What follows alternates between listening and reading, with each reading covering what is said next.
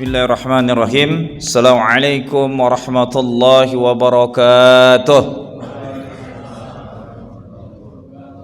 Alhamdulillah, iyyaka na'budu wa iyyaka nasta'in. Nashkuruhu wa nahmaduhu wa nuti'u alaihi wa la nusyriku bihi syai'an abadan. Asyhadu an la ilaha illallah wahdahu la syarika lah irghaman liman jahada bihi wa kafar. Wa asyhadu anna sayyidana wa maulana Muhammadan abduhu wa rasuluh la nabiyya wa la rasula ba'dah. Allahumma salli wa sallim wa barik wa karrim wa azim wa habib ala maulana al-karim rasulina Muhammadin sallallahu alaihi wasallam. Rabbi israh li sadri wa yassir li amri wa hlul 'uqdatam min lisani yafqahu qawli amma ba'd. Bapak-bapak, ibu-ibu yang dimuliakan Allah, jamaah salat subuh Masjid JR Jamaatur Jabar Rahmah Jabar Rahmah. Semoga selalu istiqomah kita menjadi hamba Allah, istiqomah salat di 5 waktu, dan akhir hayat kita husnul khatimah. Amin ya rabbal alamin. Bulan kemarin saya mengkupaskan terkait dengan bagaimana sengsaranya, beratnya. Ternyata makin saya dalami lagi, jadi luar biasanya gini, harus dipahami oleh kita. Musuh Allah itu segala cara 24 jam dalam sehari, 7 pekan dalam seminggu, 30 hari dalam sebulan, dipikirkan segala caranya bagaimana merusak agama ini gak berkembang. Dan itu sudah ada sejak dalam sirah Rasulullah. Dan itu kerja mereka dari dulu. Menciptakan segala macam, bukan cuma tribulasi, siasat, taktik, cara, strategi, mengkaburkan. Bahkan ujung-ujung dari 4 cara ini, deal-dealan terakhirnya Rasulullah diajak ngobrol gini. Oke Muhammad, cara pertama aku datangin pamanmu gak mau nurut. Dikasih jabatan, pangkat, kedudukan, harta, apapun gak mau nurut. Yang ketiga disuruh memilih gitu. Yang keempat yang lebih parahnya adalah diajak deal-dealan sebulan ikutin agama Islam, ya, sholat, ibadah, sebulan ikutin cara kafir Quraisy, menyembah Latta dan Uzza. Itu yang keempat. Yang kelimanya, dakwah Rasul dikaburkan, dibuat ragu semuanya. Antum baca semua ini kejadian sampai hari ini. Nanti ada yang mengkaburkan agama ini, sosmed memfitnah. Udah gak asing. Jadi dari zaman baginda Rasulullah nanti menjelek-jelekkan Islam, dibilang kardun lah, segala lah, habaib difitnah. Afwan, antum harus baca sirah kembali. Memfitnah habaib itu di negeri ini sudah ada sejak zaman Belanda, bukan baru hari ini. Dan antum perlu tahu, 9 wali songo itu dakwahnya sangat luar biasa, tersistem.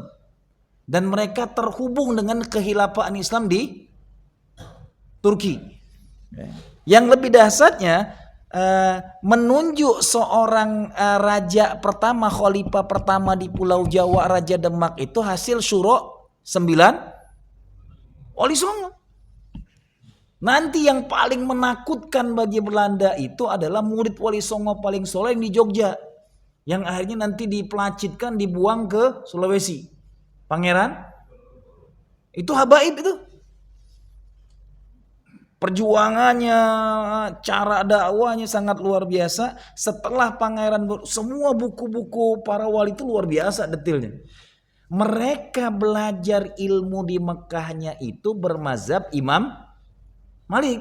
Tapi ittifaq ulama di negeri ini, para wali dulu berisepakatnya mereka bermazhab negeri ini menjadi Syafi'iyah. Maka kalau saya pengen mengatakan gini, antum tidak bermazhab sama sekali, nggak ngikuti sunnah Rasul. Karena ngikutin ulama sunnah perintah Rasul. Jadi kalau ada orang hidupnya nggak bermazhab, nggak nyunah. Tambah lagi mazhabnya sudah ittifaq jumhurul ulama.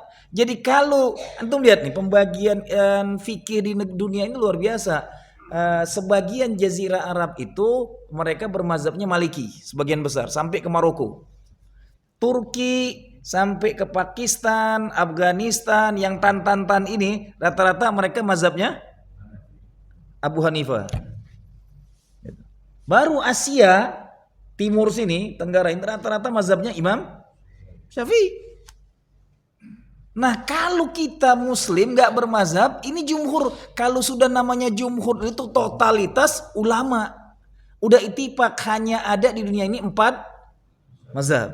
Sepakat lagi masing-masing daerah menyepakatin. Negeri ini sepakatnya mazhabnya Imam Ustaz, ketua masjid kita. Kali-kali dikaji di sini dikupas Kitabul kajian kitab Imam Syafi'i.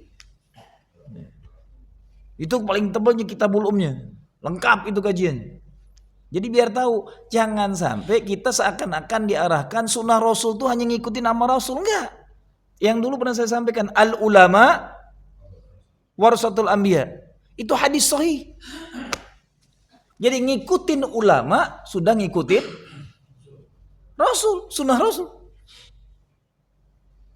Tambah lagi yang nanti saya bilang, antum kaji bagaimana hebatnya perjuangan Wali Songo itu. Belanda kucar-kacir. Hancur semua sistem yang dibangun Belanda di Pulau Jawa. Ini gara-gara perjuangan Wali Songo. Diasingkan Wali Songonya, diciptakanlah kitab-kitab kejawen. Diciptakanlah membiaskan Islam, menghancurkan, mengkaburkan Islam di sana. Dibuatlah macam-macam, memfitnah habaib lah, ulama-ulama semuanya difitnah macam-macam. Hari ini terjadi lagi tuh fitnah itu. Sampai umat mencaci maki juga para habaibnya. Ikut pula menjelek-jelekkan gitu. Karena nggak ngertinya gitu. Dan itu terjadi dari zaman baginda Rasulullah. Orang paling soleh, paling jujur setelah membawa agama paling benar ini fitnahnya berbalik gitu. Ya kan? La tamlik dinul Muhammad fa innahu minal kadzibin. Jangan ikuti agama Muhammad karena dia pendusta. Dari mana dia dustanya? Rasulnya saja orang paling sidik sebelum bawa agama aja difitnah. Tambah lagi kalau kita cuma umatnya. Yang kedua, hati-hati nih. Saya nggak nyaranin orang-orang masjid jangan sampai kerja di masjid gibahin negaranya, gibahin pemerintahannya. Ngomongin negara, Prabowo tuh kayak gini, jelek-jelekin mulu. Ente dapat pahala juga kagak, sayang. Buat dosanya di rumah Allah paling mulia, dosanya paling gede gitu. Ceng gini-gini, macam-macam. Kemarin saya sampaikan di satu masjid, hati-hati. Kita ini hidup di kurikulum paling jelek, kurikulum Allahnya, sunnatullahnya. Hari ini kita ada di kurikulum keempat, mulkan jabariyah. Apa arti mulkan jabariyah? Pemimpin-pemimpin diktator, pemimpin-pemimpin zolim, pemimpin-pemimpin pembunuh, pemimpin-pemimpin yang gak ada hati. Dan tolong diingat, ketika fase mulkan jabariyah ini ada pemimpin yang soleh, pilihannya cuma 2 mereka. Dibunuh atau ditumbangkan. Itu aja. Jelas? Antum baca sirahnya nanti. Terbuka bagaimana setelah tumbangnya Turki Utsmani itu ke pemilu yang demokratis di Turki itu selalu dipenangkan Partai Islam. Dari 1954 pemilu di Turki itu selalu dimenangkan Partai Islam, tapi setiap menang tidak pernah dilantik. Digagalkan. Terakhir Bakan, gurunya Erdogan. 4 kali menang pemilu, 4 kali bujak di kudeta. Fakta akhir zaman. Lari antum, hebatnya Muammar Gaddafi. Tidak ada rakyatnya yang tidak dikasih subsidi, sekolah gratis, semuanya gratis, ditumbangkan oleh mal'un. Negara-negara kufar. Ditumbangkan, sekarang negaranya kacau balau. Saddam Hussein difitnah lah, diktator segala, bengis banget, ditumbangkan, negaranya kacau balau, yang tadinya kaya raya luar biasa melimpahnya. Paling ketika dia menyerang Kuwait itu karena terlalu tunduk dengan Yahudi dan Amerikanya. Kita dapat informasinya dibalik gitu. Antum akan ketemu juga pemimpin Saudi paling soleh di zamannya. Tahun 80-an dia kirim tentara terbanyak ke Palestina. Sejarah kerajaan Saudi pernah mengirim tentara terbanyak ke Palestina. Ucar kacir Yahudi dibuatnya. Tapi ajalnya raja ini meninggal di namanya Raja Faisal. Dibunuh, dia mati. Satu-satunya raja Saudi yang sangat subhanallah membela umat. Tumbang. Belum lama menang pemilu di Mesir. Mursi, habis Quran 30 juz, nggak sampai setahun tumbang. Gak? Jadi yang harus ada di otak antum sekarang, kita ini hidup di kurikulum Allahnya, emang kurikulum paling jelek kita umat Islam. Antum katsir walakin kal gusa. Kalian banyak tapi seperti buih tengah lautan. Kalian tuh hidangan mewah. Disantap rami-rami makanan enak ini gitu. Lihat, orang Hindu membunuhin umat Islam. Di Burma dibantai, diusir sampai nggak punya negara lagi di Burma.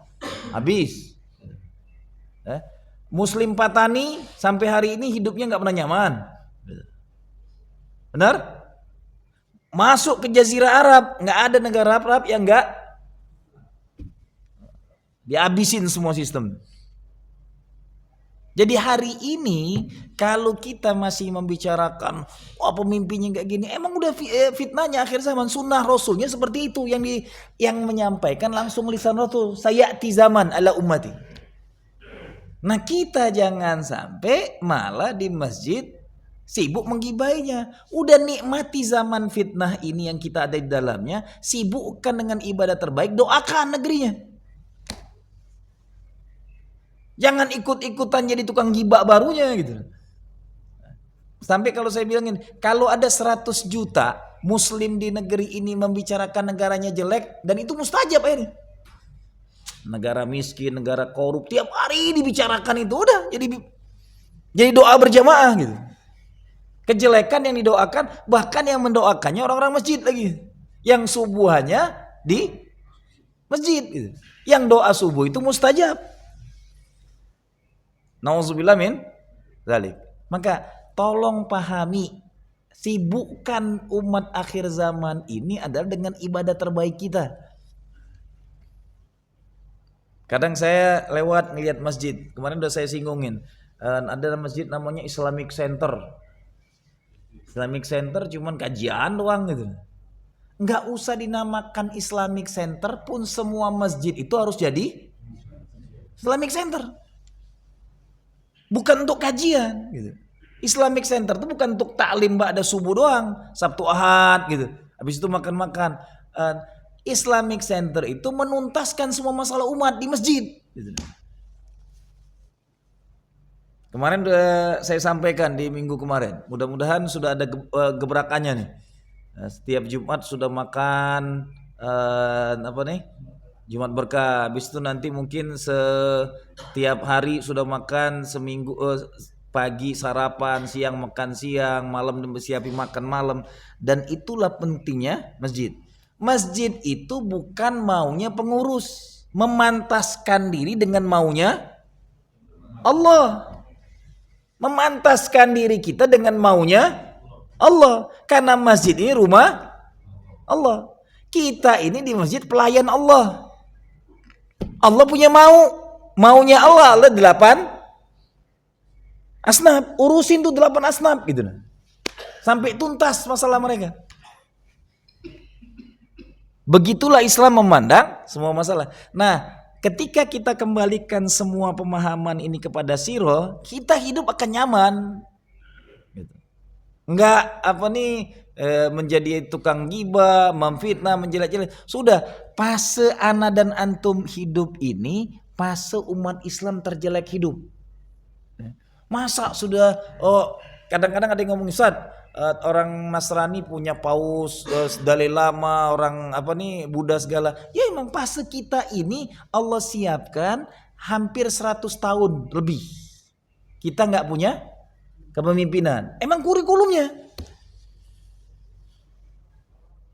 Tapi panjangnya kita menguasai dunia 1300 tahun lebih. Gitu. 2/3 dunia dipimpin Muslim tanpa ada moneter. Gitu. Dengan mata uangnya hanya emas dan perak, atau bahasa Rasulnya dinar dan dirham. Terkadang saya kadang-kadang ini juga nih rancunya sekarang ini. Ada kelompok yang mengatakan nanti komunitas bebas riba segalanya. Kalau ada hari ini yang bebas riba, kadzab. Pendusta dia. Oh, apa? Kata Rasulullah, umat akhir zaman itu tidak ada yang tidak, semuanya akan terlibat dalam minimal kena debunya. Minimal itu paling minimal. Paling jeleknya umat akhir zaman itu akan datang akhir zaman itu semua orang di zaman itu terlibat dengan riba. Antum ngerasa nggak terlibat dengan riba? Hah? Mata uang kertas antum itu dusta, kadzab, dari riba. Udah pakai kertas saja sudah kadzab gitu. Ya, mata uang kita dihargain satu kertas $100 Amerika jadi 1.600.000. Dibohonginnya gitu. Benar? Sama-sama kertas. Lebih parah lagi sekarang udah gak pakai kertas lagi, cuman angka-angka doang gitu. Tempel sana, tempel sini, didustain semua gitu. Nanti ngebentuk masyarakat yang namanya anti riba tuh nggak make sama sekali mata uang itu. Seorang ulama di Depok melakukan itu, masyarakatnya benar-benar anti riba, masuk penjara ujung-ujungnya. Ditangkap orang. Begitulah emang akhir zaman. Fitnah akhir zaman ini paling kejam. Jadi jangan sampai membangun jargon tapi kita nggak sadar. Semua kita, ana dan antum, siapapun kita hari ini terlibat semuanya dengan transaksi minimal kena debunya. Hadisnya seperti itu. Tinggal taubat aja tiap hari. Karena udah diingatkan Allah akan terjadi zaman itu. Kalau antum baca sirah mata uang, dulu ketika mau membuat mata uang yang sekarang terjadi kan dikonversikan dengan emas. Ya kan? Setiap negara itu. Tumbangnya konversi itu tahun 80-an. Hilang tuh konversi. Yang tadinya nggak kenal. Kita baru kenal uang kertas tuh tahun 80-an. 100 rupiah yang merah itu. Dengan 500 rupiah yang hijau. Tahun 80-an baru ada. Tadinya uang gobang yang buat ngerok itu. Yang tebal banget itu. Masih mending itu, masih jujur ada kadarnya gitu uang gobang itu. Lah sekarang udah kagak ada kertasnya. Tempel sana, tempel sini, kiri sana, keris sini, pakai keris semua kita. Benar? Tapi jargonnya masyarakat bebas riba nggak ada. Tambah lagi antum masih punya gaji tiap hari, belanja pakai itu, terlibat riba kita tiap hari. Fastaghfiru innahu wal ghafurur rahim. Banyak-banyak istighfar, tapi jangan sampai ngerasa kami bebas riba. Bullshit, anda bilang. Kiai kasih amplop oleh antum pakai uang rupiah, riba itu diterima.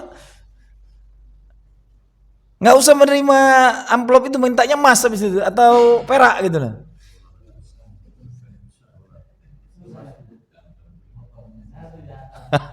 Susah motong. Ya itu Pak.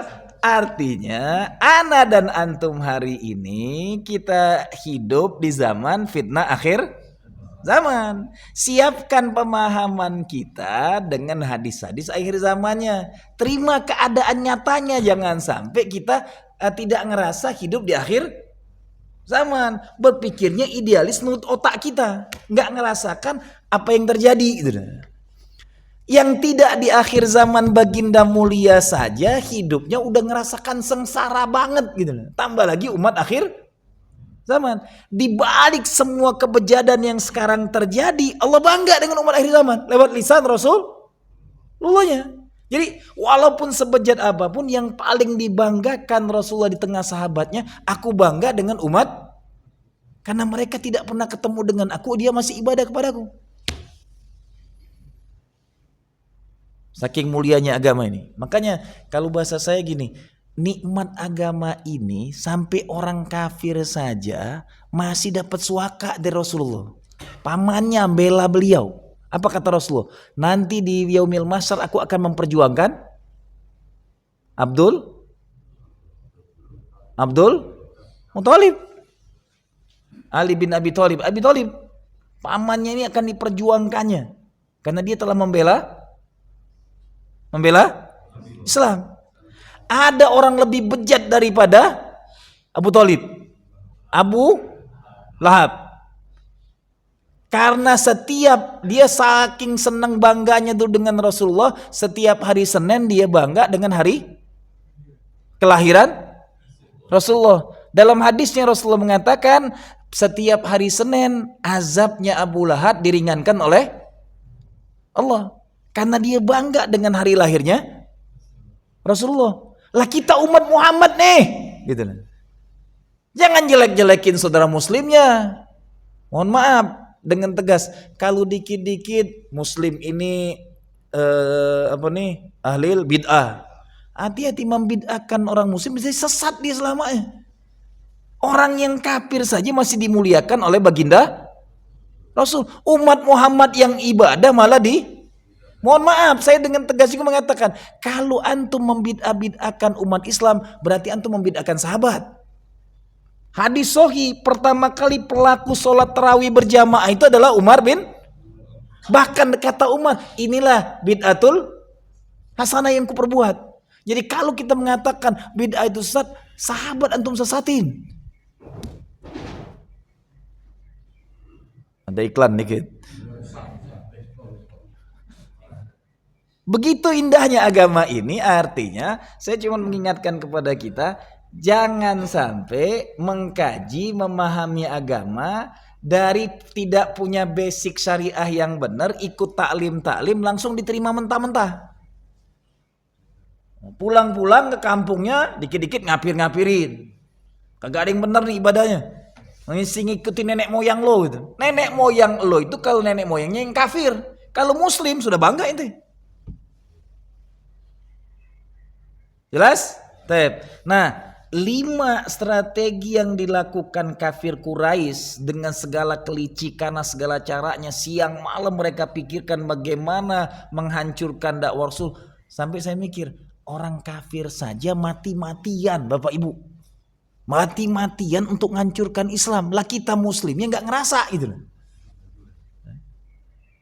Yang hebatnya, semua kebejatan yang dilakukan kafir dari dulu sampai hari ini modalnya besar mereka lakukan. Bahkan untuk menikmati maksiat itu kosnya mahal. Ya kan? Masuk diskotik berapa bayarnya? Mau masuknya aja udah berapa tuh? Belum nyekek botolnya. Ke masjid dikasih makan, dikasih minum, tinggal duduk, bayar nggak? Setengah mati manggilinnya. Lah diumumin oleh ibu-ibu pengajian yang nggak datang juga. Gitu. Ini fakta. Hari ini modal orang-orang Yahudi sampai ini modalnya perusahaan mereka sampai bangkrut semua gara-gara nyerang Palestina hari ini, Gaza. Yang nggak masuk akal, ilmu yang mereka ini lebih hebat daripada bom di Hiroshima, tapi negaranya masih ada bentuk, masih ada perlawanan. Yang nggak masuk akal bagi mereka, harusnya sudah hancur carut marut, nggak ada kehidupan lagi. Bukan karena kehebatan Muslim Palestina, ya karena ada Allah Subhanahu. Tidak ada satu tentara Allah yang berperang kecuali dikitarin oleh 70.000 malaikatil muqarrabin. Begitu cara Allah memandang. Nah, mereka itu siang malam dari dulu sampai detik ini. Bahkan tolong diingat, Setiap tumbangnya khilafah Islam di dunia ini, satu dinasti ke dinasti pergantian khilafah Islam itu ada keterlibatan makhluk yang namanya Yahudi.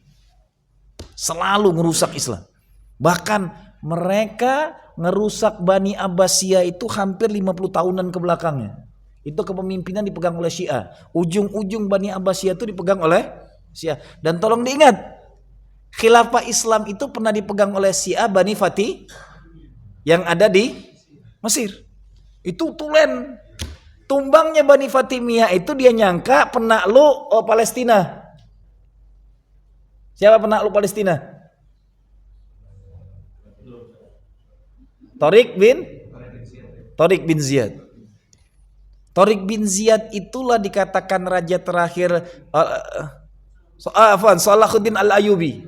Salahuddin Al-Ayyubi inilah yang dikatakan oleh Fatimiyah itu, ini orang kita dan masih keluarga kita. Setelah dia diangkat jadi khalifah, dia tumbangkan semua sistem Syiahnya.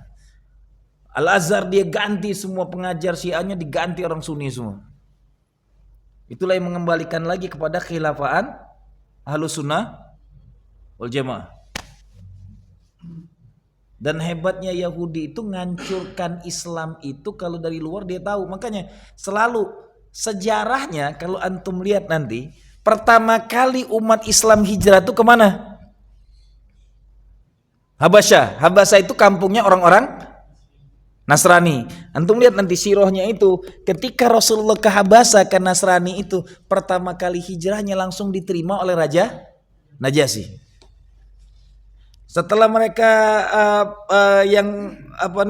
ekspansi kedua kalinya, 87 laki-laki dan 19 orang wanita, itu dikirimlah oleh pembesar-pembesar Quraisy Amr bin As dengan Tuaibah. 2 orang yang sebelum itu belum muslim mereka. Dikirim untuk iwaswis. Jangan kau mau, karena sebenarnya mereka ini adalah orang-orang yang membuat gaduh di negeri kami. Pulangkan kembali orang-orang ini. Semua pastor, semua rahibnya, semua pendetanya disogok dengan kekayaan melimpah ruahnya dari orang-orang kafir Quraisy, dibawain semua. Sampai sudah terdoktrin semua, udah aman, baru sang 2 orang utusan dutanya Quraisy ini nemuin Raja Najasyi. Diceritakan semua tentang tadi, mereka ini buat onar, mereka ini membuat kami menghina agama nenek moyang kami, semua diceritakan. Raja Najasyi enggak langsung terima. Apapun yang kau ceritakan kau diam sekarang, aku akan dengar dari muslimnya. Paman Rasulullah Ja'far bin Abi Thalib yang menjadi jubirnya, disampaikannya kaza wa kaza, ditanya tentang Islam, ditanya tentang tauhid, ditanya tentang agama, dijelaskan sedetil-detilnya.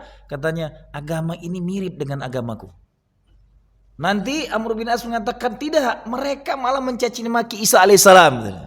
Dijelaskan oleh Ja'far, kami memuliakan Nabi Isa itu bukan Tuhan, tapi Nabi yang sangat suci, dilahirkan dari wanita yang termulia di muka bumi, dan tidak ada bandingannya. Langsung aja kan, dia itu masih berarti Nasraninya masih Nasrani yang lurus itu. Dan dia katakan apa yang disampaikannya itulah yang kupelajari. Diusir 2 orang ini, ambil semua hartamu bawa pulang. Antum lihat sirah pertama yang nerima agama ini nanti antum temu dalam Al-Quran. Asaddun nas adawatan lilladina amanul wahwal Yahudi. Dan orang yang terdekat kepada umat Islam adalah orang-orang Nasrani. Yang akan menjadi penolong agama ini Nasrani. Nanti makanya kenapa Allah harus kirim Nabi Isa? Lihat nih, akhir zaman nih. Jumlah muslim 2 miliar. Jumlah Nasrani sekarang 2,7 M. Gabungin 2 ini menurut Al-Quran selesai dunianya. Makanya Allah siapkan satu nabi itu harus dari Nasrara, itu artinya penolong.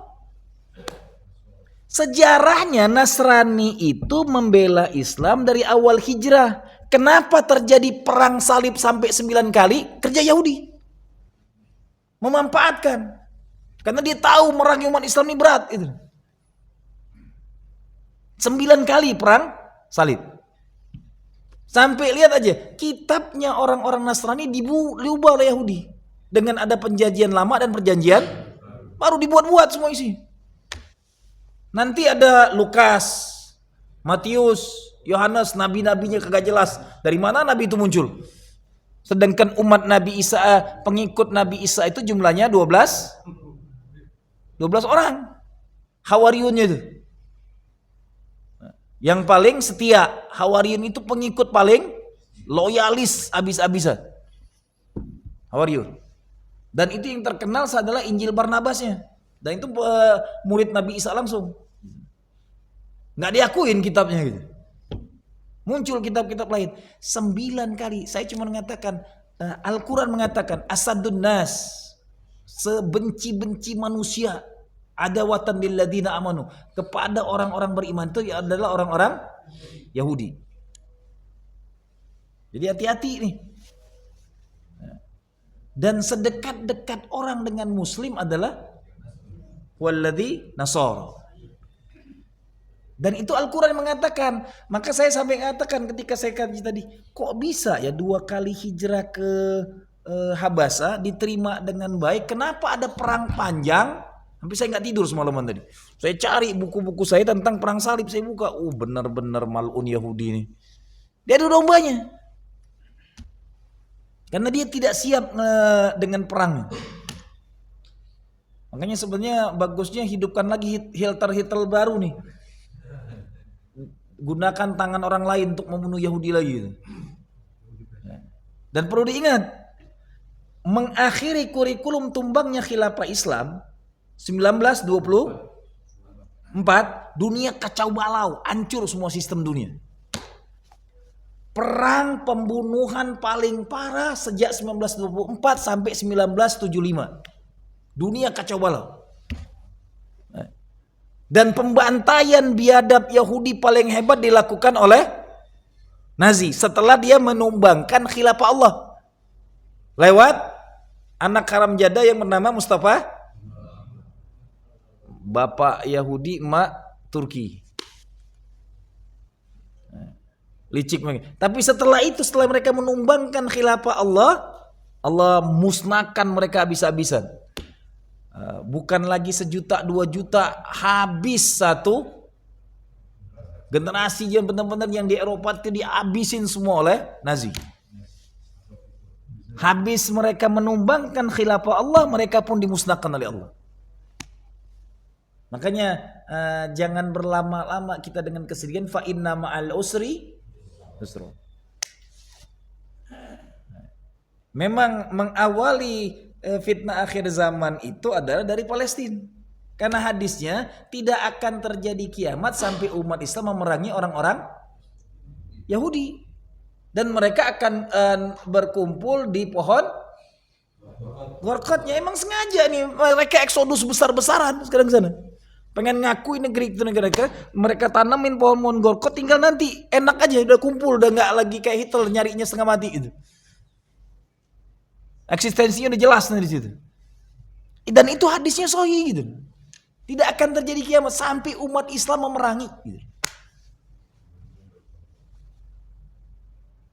Lihat saking Allah menyanjungnya orang-orang Nasrani, ya, nggak ada surat Bani Israel, ada nggak? Ada nggak surat Bani Israel? Hah? Surat Bani Israel. Al-Isra itu Isra wal Mi'raj. Tapi antum lihat Allah memuliakan Ar-Rum, gulibatir Rum fi adnal ardi wa hum min ba'di ghalabihim sayaglibun. Allah saja memuliakan orang Rum itu, mengangkat derajatnya daripada perang apa itu yang terjadi? Perang antara orang Romawi dengan orang Persia. Yang Allah abadikan, Allah muliakan orang Rumnya karena sama tauhid dengan kita. Yang ini penyembah pagan, yang Persia, tapi yang Allah kata ghulibatur Rum, yang akan menang tuh Rum, diingatkan kepada Rasulullah. Nggak mungkin sepenting itu sampai punya surat sendiri Ar-Rum. Yang emang nanti akhir zaman akan ditemukan. Ada ngekliknya nih. Semoga sudah mulai sadar nih kan Eropa nih. Sebagian mereka mulai sampai Perancis sudah berani terang-terangan gitu. Semoga semuanya melek nantinya. Amin ya robbal alamin. Karena ada ayatnya gitu, bukan karang-karangan. Ar-Rum itu adalah Eropa. Qulibatir Rum. Sampai hari ini Romawi dan itu lama berkuasa di muka bumi gitu. Sejarah itu terus berulang. Lihat nanti. Pernah lagi jaya-jayanya Islam muncul tentara Mongol. Hanya dalam 2 tahun tumbang kekhilafan paling dahsyat dalam kekhilafan Islam. Kota 1001 malam yang gemerlapnya paling maju paling modern di zamannya. 2 juta muslim dibantai habis-habisan tentara yang munculnya tiba-tiba, hilang tiba-tiba. Genghis Khan dan keturunannya. Tapi setelah itu hilang mereka. Sekarang lihat nih. Secepat kilat dari tadinya dikuasain Eropa dengan Amerika, muncul di tengah jalan Mongol baru lagi, Cina. Dengan ekonominya, dengan sistemnya sekarang menguasai sistem lagi. Terus seperti kata Allah dalam Al-Quran, dunia ini Allah pergilirkan. Begitulah faktanya. Dan mereka nggak ada yang lama biasanya, berkuasanya nggak ada yang lama. Giliran terlama Allah berikan kepada umat Islam. Siapapun yang hari ini yang dengan jargonnya pengen mendirikan khilafah segala, khilafah akhir zaman bukan si A, si B, siapapun, bukan nama kita. Kurikulum kelima nanti khilafah akhir zaman itu dipimpin oleh keturunan Rasulullah yang namanya sama dengan Rasulullah. Munculnya langsung dari kota Rasul. Munculnya dari Madinah, namanya Muhammad bin Abdullah, wajahnya persis dengan Rasulullah. Itulah al-imamul, itulah khilafah terakhir. Jadi siapapun yang sekarang menjargonkan pengen mendirikan khilafah, khilafah terakhir tidak bisa didirikan oleh manusia. Yang dirikannya atas izin Allah. Dimunculkan nubuatnya. Makanya kenapa antum lihat? Hati-hati nih kalau kita ikut memfitnah keluarga Rasulullah itu. Kalaupun ada yang ngaku-ngaku itu urusan dia dengan Allah. Tapi yakinlah sampai kita at-tahiyat terakhir tuh rukun sholat. Tidak sah sholat kita kalau tidak menyebutkan Allahumma sholli ala Sayyidina Muhammad wa ala ali. Ingat, Allahumma sholli ala Sayyidina Muhammad tuh kita bersolawat untuk Rasul. Wa ala alihi siapa? Nasab Rasulullah sampai hari kiamat yang dijaga oleh Allah. Sampai hari kiamat siapa nasabnya? Ya akan jadi khalifah akhir zaman. Munculnya tiba-tiba, bukan sekarang. Sudah mulai dengan ngaku-ngaku jadi Imam Mahdi gitu. Imam Mahdi itu bukan apa nih? Deklarasi ngaku sekarang, enggak. Dia akan muncul, akan memimpin tentara. Berapa banyak tentaranya? 70.000 yang akan membunuh Yahudi Isfahan. Itu akan terjadi perangnya nanti. Dan Yahudi Isfahan itu 70.000 yang akan jadi prajurit Dajjal. Ketemu dengan prajurit Imam Mahdi. Tapi Imam Mahdinya kalah. Ketika ketemu Dajjal, yang akan membinasakan Dajjal adalah Nabi Allah Isa alaihissalam. Baru dunia nanti ketika Imam Mahdi memimpin 40 tahun tidak ada orang miskin, tidak ada yang hidup muslim sengsara. Jelas? Tep? Jam 6? Kurang? Kalau ada pertanyaan silakan. Yang ini. Karena ini saya ambilnya rangkuman global dulu. Ternyata pas saya buka, Masya Allah. Mengkajikan terkait dengan fase paling getir ini, harus mohon, saya nggak tahu nih, saya pengennya tuh kalau bisa antum punya bukunya semua, kita buka bareng-bareng dikit-dikit, dibedah. Kenapa? Fase ketika tribulasi ini paling menyedihkan. Saya kalau membacanya pasti nangis. Karena nggak ada nyamannya hidup Rasulullah. Ke kanan salah, ke kiri salah, ke depan salah, ke belakang salah, buka pintu ditimpukin dengan kotoran macam-macam gitu. Lagi sholat ditimpuk batu, oleh Hindun ditimpukin kotoran unta gitu. Gak ada kenyamanan selama tribulasi fase Mekah. Tambah lagi setelah paman dan istrinya meninggal, lebih sengsara lagi. Gak ada kenikmatan sama sekali hidup baginda mulia. Maka ketika kita sekarang mengkaji siro bukan cuman untuk dibaca, dikaji, tapi butuh di aplikasi, diamalkan. Tolong kalau bisa setiap hari, salah satu sunnah Rasulullah tuh, hobi Rasul setiap hari makan kurma 7 butir. Kalau pengen sehat selalu kurma 7 butir setiap subuh. Lebih bagusnya kalau yang biasa puasa, sahurnya cukup kurma 7 butir, udah sehat banget. Lebih utama lagi 7 butirnya adalah kurma ajwa kalau bisa. Karena sihir saja lewat oleh dia. Tambah lagi yang lainnya. Kalau nggak ada kurma ajwa, kurma apapun bodoh amat. Yang penting kurma gitu. Masih dapat sunnahnya. Sarapan pagi terbaik itu sunnahnya 7 butir kurma. Buah yang paling demen Rasulullah makan tiap hari buah. Selain kurma udah disebutin tadi. Buah semangka. Buah semangka itu buah paling hobinya Rasulullah dimakan tiap hari. Jadi jangan anggap sepele, makan semangka itu amalan Rasulullah. Walau saat nanti disuntik orang, bodoh amat, saya nggak mikirin suntiknya, pokoknya beli aja semangka itu. Jangan pikirin jeleknya. Itu amalan dari amalan baginda Rasulullah. Kadang diantara kita pun anak Rasulullah berapa jumlahnya? 7. Taib, alhamdulillah. Semoga nama-nama apa semua. Berapa orang wanita? 4 wanita, 3 orang laki-laki. 6 orang dari Sayyidatul Khadijah, 1 orang dari Sayyidatul Maryam Al-Qibtiyah. Ini orang Nasrani nih. Yang dinikahi Rasulullah, yang memberi anak hanya Nasrani. Dari 1 orang ini yang lainnya tidak memberikan anak semuanya.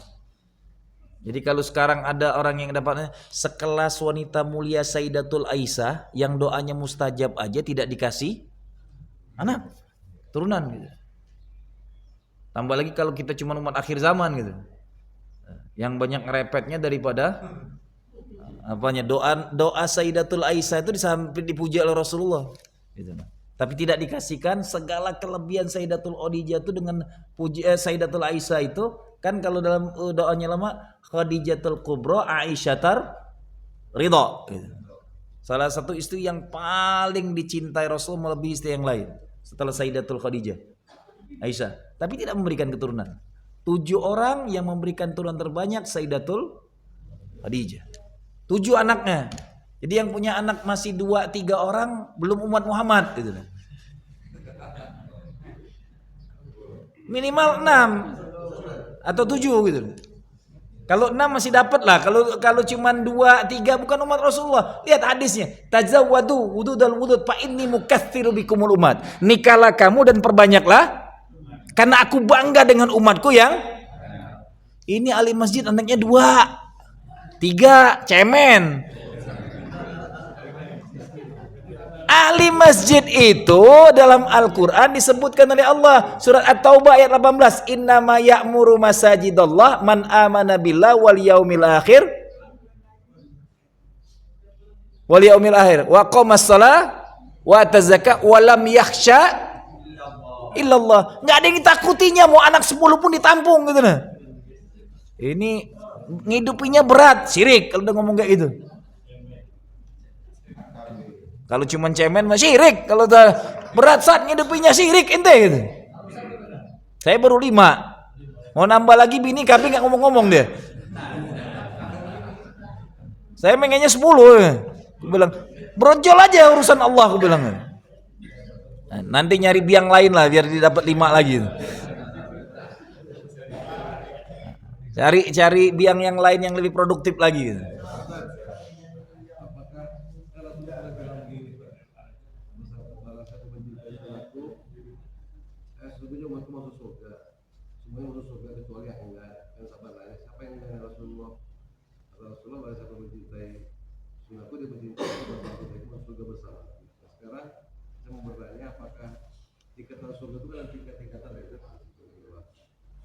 Apakah tingkat surga itu ditentukan oleh yang mencintai sunnah Rasulullah? Itu juga pengaruh. Artinya kan sunnah itu cuma 1000. Sekarang kita tanya sama diri kita, sudah berapa sunnah yang kita ikutin? Jadi bangun tidur, sampai tidur kembali, ya sudah meninggal. Kira kita banyak orang kita beli kita koreksi. Makanya boleh kita tadi. Jadi sudah itu berapa banyak kita pakai itu dapat orang kita surga nanti atau bagaimana? Tep. Terkait dengan sunnah Rasul, saya udah bilang tadi. Sunnah Rasul kata antum tadi udah mengatakan ada ribuan sunnah Rasul. Barang siapa cukup satu sunnah aja antum ikuti dan konsisten, Rasul lebih bangga. Karena hadisnya yang Rasul katakan, Innallaha yuhibbud dawamul amu wa in qalla. Allah sangat mencintai amal yang langgeng walaupun sedikit. Satu sunnah konsisten Rasul bangga dengan antum. Jelas? Gampangnya gitu. Ustaz, saya sudah ngikutin 100 sunnah tapi riak ngapain? Tapi caci maki ngapain gitu? Satu aja antum menikmatinya dan konsisten istiqomah dijalankan, Allah akan bangga dengan dicintai Allah, pasti dapat syafaat baginda Rasulullah SAW. Sunnah-sunnah Rasul ini adalah banyak banget. Contoh aja yang saya berapa kali udah ulang-ulangin. Gak usah kan ngikutin Rasul secara letarnya, ngikutin amalan gak usah ulama. Hadis sahih, sab'atu yuzilluhumullah fi dhillin yauman la dhilla illa dhilluh. 7 golongan yang akan dapat naungan Allah di yaumil mahsyar. Yang tidak ada naungan kecuali naungan Allah. Semua di padang mahsyar nanti merasakan kepanasan, cuma 7 golongan ini aja. Salah satu golongannya yang enggak masuk akal, warrajulani tahabbani fillah wajtama alaihi wa tafarraqa alaihi. 2 orang yang saling mencintai karena Allah, berpisah karena Allah, bertemu karena ini bukan homo lesbi, ini bukan nih. Nanti artikan hadis ini kacau nanti terjemahannya. 2 orang yang rasa mencintai karena Allah. Ana ketemu antum, uhibbuka fillah. Ketemu dengan Allah karena cinta kepada Allah, berpisah karena Allah, itu pun sudah sunnah Rasul. Ada sabnya sendiri nanti dia. 7 golongan tadi. Saking mudahnya dalam Islam untuk menjadi orang ahlul jannah. Enggak ekstrim, dikit-dikit membid'ahkan dah gitu. Ini bukan ngikutin ulama loh. Hadis ini, ya kan gitu. Enggak disebutkan, sedangkan ke Rasul al ulama warasatul, derajatnya luar biasa ulama dalam Islam. Nah ini nggak ngomongin ulama, hadis ini 2 orang yang mencintai karena Allah saja sudah dapat tempat khusus di padang mahsyar.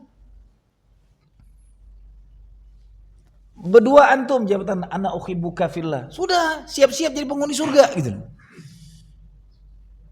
Yang akan masuk neraka yang mutuskan silaturahmi, tambah dengan tetangga kagak teguran. Sama-sama ke masjid, yang satu di ujung sana, yang satu sono gitu. Ada nggak? Nggak ada atuh. Tanggung jawab antum ketuanya. Yang dihisap ketua duluan nanti. Ngelempar lagi ketua kita. Bisa aja dia. Bisa aja dia. Dituntaskan urusan umat. Maka Nabi bilang, inti masjid adalah bagaimana membuktikan ayat Quran gitu nah. Perintahnya yang saya sampaikan kemarin, harusnya masjid-masjid dimanapun uang infak, uang sedekah, uang zakat, tambah lagi uang zakat. Zakat yang boleh dihabiskan untuk makan itu hari H itu hanya zakat fitrah. Zakat mal dikelola menjadi orang yang tadinya miskin, bagaimana menjadi naik kelas. Jadi muzaki, jangan mustahik mulu tiap tahun. Karena saking tidak produktifnya zakat kita hari ini gitu. Nggak ada. Adakah pendampingan orang-orang miskin ini sampai ada mentor khusus, pelatihan khusus, di mentoringin, mentornya kita bayar gitu loh, coachingnya yang dibayar dengan dana zakat tadi. 10 orang diberdayakan banget tapi tidak langsung dikasih uang, dibina, dibentuk sampai yang tadinya. Antum lihat dalam Al-Quran itu membicarakan bukan cuman fakir miskin, sampai al-gharim, orang berutang itu masuk dalam asnaf. Hari ini mohon maaf dengan tegas, antum lihat masuk berita lagi, kenceleng masjid dicuri oleh jamaahnya. Masuk berita, aib antum itu yang punya masjid. Kok bisa kencang dicuri? Emang milik umat itu masalahnya. Harusnya mereka nggak nyuri lagi, dikasih malah. Bukan itu yang harus kita pahami sekarang. Artinya dana umat ini bukan yang Anda bilang bulan kemarin, bukan masjid makin cakep mulu, menara makin tinggi, udah punya satu pengen dua, udah dua pengen empat gitu. Yang dipikirin bagaimana memegahkan masjid, tapi masyarakatnya nggak pernah dipikirkan mau kaya mau miskin bodoh amat. Nggak ada perubahan. Semua masjid, wajarlah akhirnya negaranya pun sama, nggak pada peduli untuk rakyatnya makin kaya, karena dari masjidnya pun tidak ada yang peduli, hanya segelintir. Saya sampaikan kemarin, ada 800.000 masjid di Indonesia, 811.000 masjid. Bahkan ada masjid dengan pemuda pun nggak peduli, nggak dibiayain, nggak boleh ada kegiatan, semua dikekepin yang tua-tuanya aja. Udah mau bawa tanah juga masih ngekepin aja duit umat ini. Kasihlah anak-anak muda ini anggarannya khusus, dibebaskan, diberikan pelatihan-pelatihan, dikaryakan. Ini yang hilang hari ini gitu. Panglima perang terhebat Rasulullah itu bukan orang-orang tua bau tanah gitu. Ingat, antum baca sirah, 3 khalifah itu nggak pernah jadi panglima perang. Sayyidina Abu Bakar Siddiq, Sayyidina Umar bin Khattab, Sayyidina Utsman nggak pernah jadi panglima perang. Tapi Allah siapkan mereka jadi khalifah. Yang pernah jadi panglima perangnya Sayyidina Ali dong. Tapi nanti panglima perang anak-anak muda siapa yang tidak kenal Usama bin Laden? Pasti orang kenal semua Usama bin Laden kan gitu. Saya kan tadi yang nanya siapa yang tidak kenal dengan Usama bin, langsung nyambung Usama bin Zaid. Itu umur 17 tahun udah jadi panglima perang. Hari ini anak-anak muda 17 tahun ke masjid aja udah jarang. Kan yang tua-tua aja bicaranya tentang bid'ah ini itu. Harusnya jadi anak-anak muda kongko-kongko di sini, ngobrol mereka, duduk-duduk sini sampai dapat jodoh di masjid. Nggak boleh pacaran di masjid. Yang pacaran di luar inti kagak tegor gitu. Bagus ketemu di masjid langsung nikahkan. Ketemunya di rumah Allah. Yang penting mereka nggak dua-duaan aja.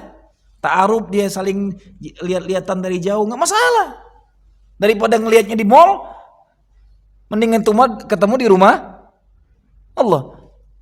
Hari ini masjid kita belum sadar diri.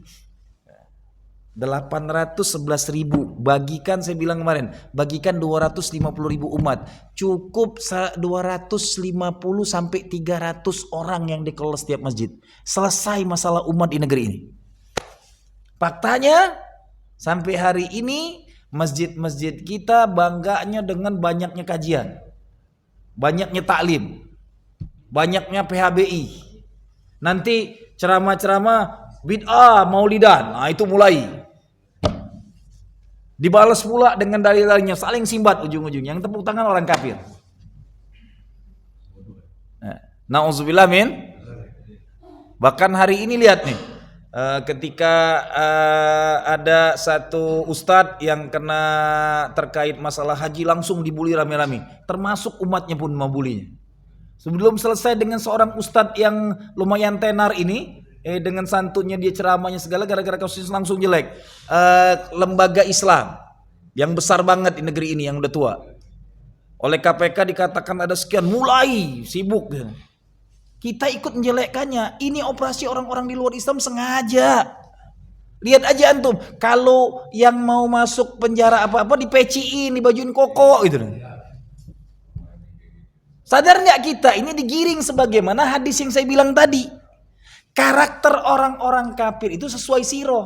Tidak akan tidur 24 jam. Bagaimana caranya Islam ini hancur, rusak. Minimal kalau mereka tidak bisa ngerusak habis-habisan, dilarutkan.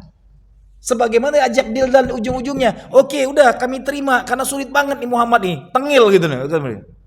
Diapain nggak bisa, udah kita ajak deal-dealan. Daduk dengan Rasulullah, oke kita deal-dealan. Itulah munculnya ara'aital ladzi lakum dinukum. Inna Qul ya ayyuhal kafirun. Ayat itu turun gara-gara orang-orang kafir ngajak deal-dealan. Baru turun dengan tegas Allah mengatakan itu. Nggak ada deal-deal. Qul ya ayyuhal kafirun la a'budu ma ta'budu. Gara-gara jadi gitu, saking luar biasanya memikirkan 24 jam sampai detik ini bagaimana walan tardo, mereka nggak akan meridho. Yang kita umat Islamnya nggak pernah 24 jam untuk agamanya. Mari sama-sama nih, yuk dudukin lagi, ibadatin surokkan lagi pengurusnya bagaimana masjid itu masjid berdaya. Masjid semua orang nyaman. Kalau antum mengatakan masjid kita udah nyuna, ahlu sufa itu 24 jam tinggal di emperan Masjid Nabawi. Sampai Rasulnya meninggal pun mereka masih tinggal di sana. Baru selesai 450 ahlu sufa itu nggak miskin lagi. Setelah dijadikan oleh Umar bin Khattab gubernur-gubernur, dikirim ke daerah-daerah. Mana tempat yang butuh dikirim ke ahlu sufa ini. Ada yang jadi gubernur, ada yang jadi tokoh ulama hebatnya yang ngajarin Qur'annya. Karena mereka lah yang menerima hadis dan Qur'annya.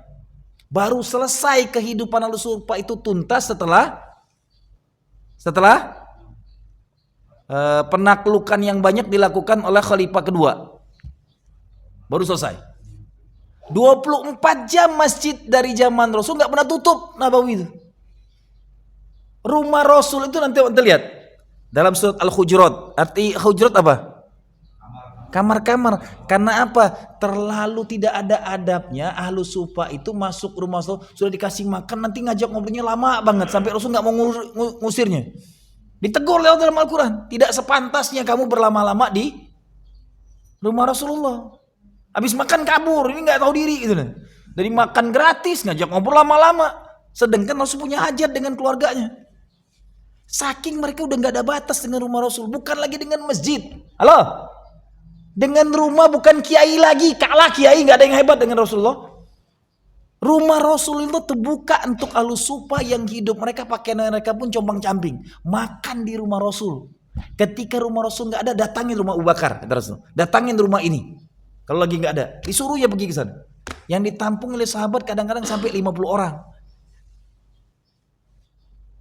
Hari ini, antara kita hari ini, kadang-kadang yang dipikirin gonta-ganti mobil, gonta-ganti motor. Tapi tetangga kita yang di luar komplek nggak makan, kita nggak pernah terpikir sama sekali. Itu bagian sunnah yang utama. Satu orang muslim terbunuh saja itu lebih mulia daripada dunia dan seisinya. Satu orang muslim yang dibunuh. Maka persaudaraan sesama muslim itu sunnah muakkadah yang terikat, tidak boleh dicaci maki. Itu tadi yang dikatakan sunnah itu. Sunnah itu memuliakan saudara muslim, membuat mereka naik kelas, mengupgrade mereka, itu sunnah. Lihat, dan antum lihat ahlu sufa itu bukan dari satu daerah. Salman Al-Faris itu dari Persia. Abu Zar dari Al-Ghifari. Bapak kucing dari kalau orang umroh pasti hobi banget ke sana. Naik telepriknya. Taif. Abu Hurairah dari Taif. Ketua Masjid Nabawi kalau bahasa saya gitu. Ketua ahlu sufa itu Abu Hurairah, ketuanya. Jadi ketua Masjid Nabawi itu Abu Hurairah zaman itu. Tua marbotnya itu. Yang jumlahnya 450 orang. Itu sampai menjadi periwayat hadis terbaik. Masuk Islamnya tahun ke-6 atau ke-7 Hijriah. Tapi dengan kedekatan dengan Rasulullah yang nempel mulu kemanapun, berpisahnya Abu Hurairah dengan Rasulullah ketika Rasul masuk bukan rumahnya, masuk kamarnya. Saking taunya, karena Abu Hurairah tadi kepala sumpah saking seringnya makan di rumah Rasulullah.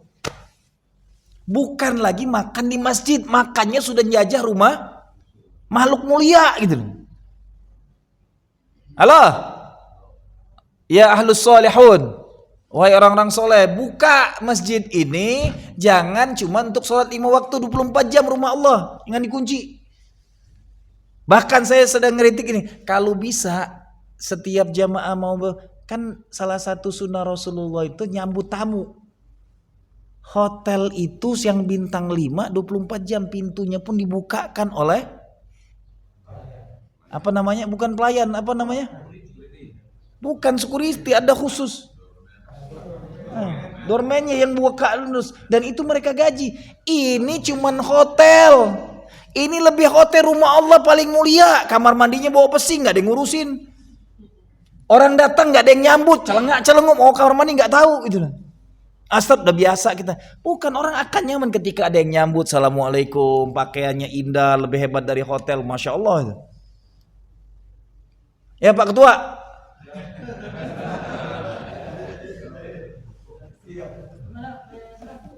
Allah alam shawab. Itu jawabannya. Cukup?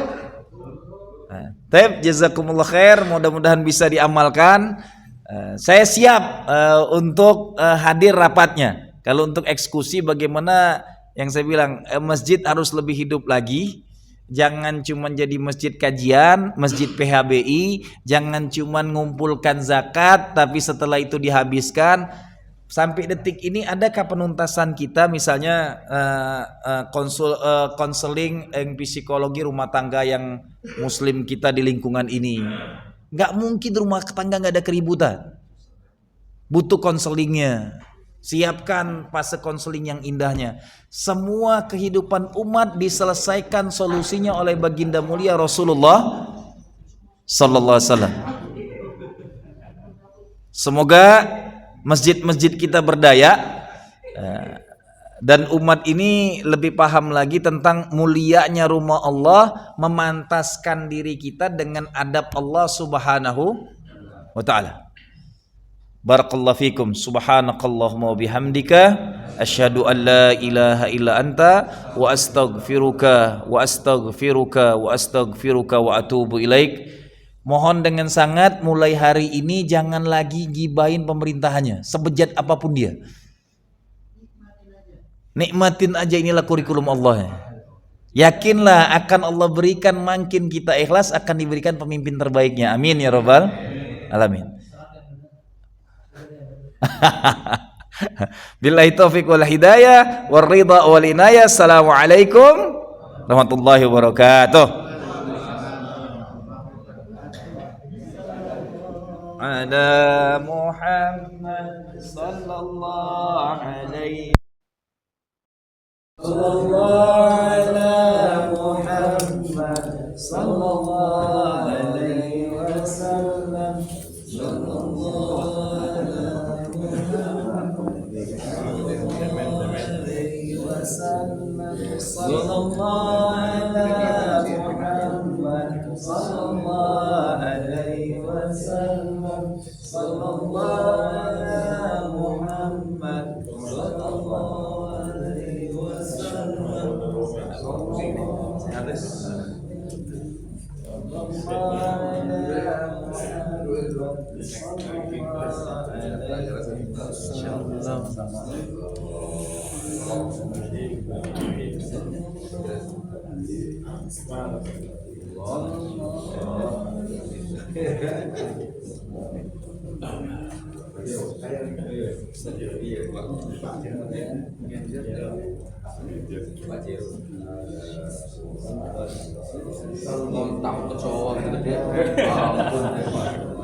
Badannya doang gede, sama yang kecil ketat.